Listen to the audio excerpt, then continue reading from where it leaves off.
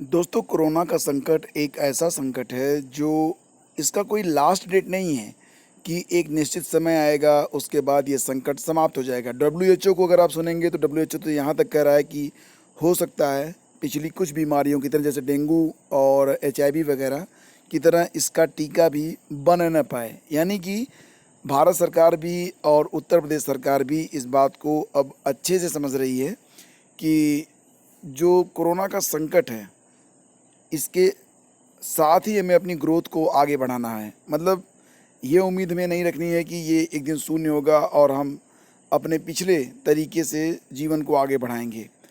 तो सब कुछ रोका नहीं जा सकता है कोरोना के नाम पर, कि कोरोना का संकट चल रहा है, लॉकडाउन है तो भर्तियां रोक दी जाएं, ऐसा नहीं है।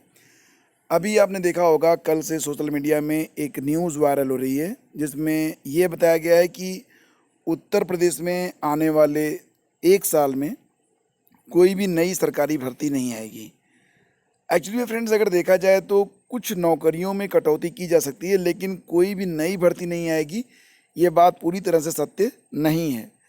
नए पदों का जो सृजन होता है वो नहीं किया जाएगा, लेकिन जो पद रिक्त हो रहे हैं उनके बगैर तो सिस्टम चल ही नहीं सकता है। तो ऐसे पद जो कि बहुत ही आवश्यक होते हैं सुचारू जीवन के लिए और सिस्टम को चलाने के लिए, तो वो पद अगर रिक्त होते हैं तो उन्हें निश्चित तौर पर भरा जाएगा। और जो शिक्षक भर्तियां होती हैं, ये उन्हीं में से एक आवश्यक आवश्यकताओं में से मानी जाती हैं।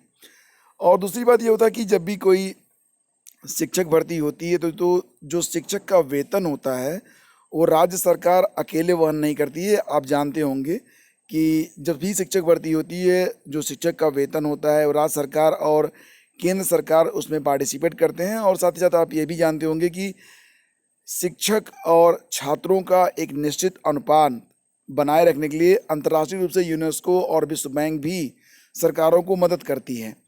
तो यहाँ पर आप लोग बिल्कुल भी होपलेस मत होइए कि आगे कोई नई भर्ती नहीं आएगी। हाँ, जो कुछ भर्तियाँ थी जो हो सकता है नया, लेकिन शिक्षक भर्ती और पुलिस भर्ती, यानी कि जो आवश्यक आवश्यकताओं की जो भर्तियाँ हैं वो भर्तियाँ रुकने वाली नहीं हैं। और दूसरी बात ये कि दोस्तों, अगर आप सिर्फ 69,000 में ही सिमट गए हैं, अगर आपको ये लगता है कि 69,000 के साथ ही आपका भविष्य जुड़ा है, तो देखिए मैं आपको बताऊं कि अगर 69,000 में आपका सिलेक्शन हो गया है तो आपको बधाई और शुभकामनाएं। नहीं हुआ है तो कोई बात नहीं, जब एक द्वार बंद होता है तो कई सारे द्वार अपने आप खुल जाते हैं। 69,000 के अलावा भी अभी खंड शिक्षा अधिकारी के लिए आवेदन लिए गए हैं। 22 मार्च को इसकी परीक्षा होनी थी, परीक्षा नहीं हो पाई। अब इसकी जो पुनः परीक्षा होगी, मुझे लगता है कि जब तक सोशल गैदरिंग वाला जो मैटर है वो सॉल्व नहीं होता है, जो कि मुझे लगता है कि अगस्त सितंबर से पहले तो नहीं हो पाएगा, तो अब आपके पास पर्याप्त समय है, आप अच्छी तैयारी कर सकते हैं। और अगस्त या फिर सितंबर में जब इसकी परीक्षा होगी तो आप इसमें, आप जान रहे होंगे कि 69,000 से बहुत ही बेहतर पद है खंड शिक्षा अधिकारी का, तो उसमें भी आप एक अपनी सीट निश्चित कर सकते हैं। और इसके अलावा अगर देखेंगे तो केवीएस में भी लगभग 6,000 पद आने वाले हैं। और ये जो पद आएंगे केवीएस में, इसमें पीआरटी के भी पद होंगे, टीजीटी के भी पद होंगे, पीजीटी के भी पद होंगे, यानी कि जो कुछ भी आप बनना चाहते हैं बन सकते हैं। और केवीएस में जो सुविधाएं मिलती हैं केवीएस के अध्यापकों को, वो सुविधाएं बहुत ही बेहतर होती हैं। जो केंद्रीय विद्यालय के अध्यापक हैं, आप उनसे एक बार मिलेंगे तो आपको पता चलेगा कि राज्य सरकार के जो अध्यापक होते हैं और केंद्रीय विद्यालय के जो अध्यापक होते हैं, उनकी लाइफ स्टाइल में कितना डिफरेंस होता है। तो बहुत सारे अवसर आपको मिलने वाले हैं, बिल्कुल भी आपको होपलेस नहीं होना है। और जो विज्ञापन जारी हो चुके हैं उनकी परीक्षाएं तो निश्चित रूप से होंगी। अभी पीसीएस के लिए आवेदन लिए जा रहे हैं, ये भी आपके लिए अवसर है। लेखपाल भर्ती जरूर होगी, क्योंकि लेखपाल के बगैर तो सिस्टम में ही नहीं चलता है। राजस्व विभाग के ये मूल कड़ी माने जाते हैं। तो आपको बिल्कुल भी ये नहीं सोचना है कि एक खबर चल गई किसी चैनल पर और आप बिल्कुल होपलेस हो गए। कोई भी मतलब कि इस प्रकार की खबर अगर आपको आती है तो आपको स्वयं उस पर विचार कर लेना चाहिए।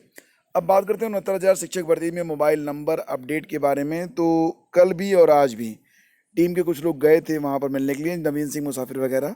तो उन्होंने जो वीडियो अपलोड किया है अपडेशन के बारे में, उसमें यही बताया गया है कि बहुत जल्द वेबसाइट पर आपको एक सूचना मिल जाएगी कि किस प्रकार से जिनके मोबाइल नंबर बंद हो गए हैं और उनके पास मौजूद नहीं है तो उसके लिए क्या विकल्प है, ये सूचना मिल जाएगी। यानी कि ऐसे अभ्यर्थियों को परेशान होने की आवश्यकता तो बिल्कुल नहीं है। जिनका मोबाइल नंबर चेंज हो गया है। तो दोस्तों बिल्कुल भी उम्मीद मत हारिएगा, और आपके पास अभी भी बहुत सारे सुअवसर हैं जो आपका द्वार खटखटा रहे हैं, और आप उत्साह के साथ उनका स्वागत करें। लॉकडाउन का मतलब ये नहीं है कि सब कुछ लॉक है। आपका घर खुला हुआ है, आपकी किताबें खुली हुई हैं, आपकी पेन खुलनी चाहिए रोज़, और आप अगर नोट्स बना सकें, समय का सदुपयोग कर सकें, तो आने वाले समय में एक बहुत ही बेहतर भविष्य होगा आपका। तो बिल्कुल उम्मीद पे कायम है दुनिया, और उम्मीद बनाए रखिएगा। भर्तियाँ बहुत आएंगी, बहुत सारी आएंगी। और इसी के साथ हैव ए ग्रेट डे। जय हिंद।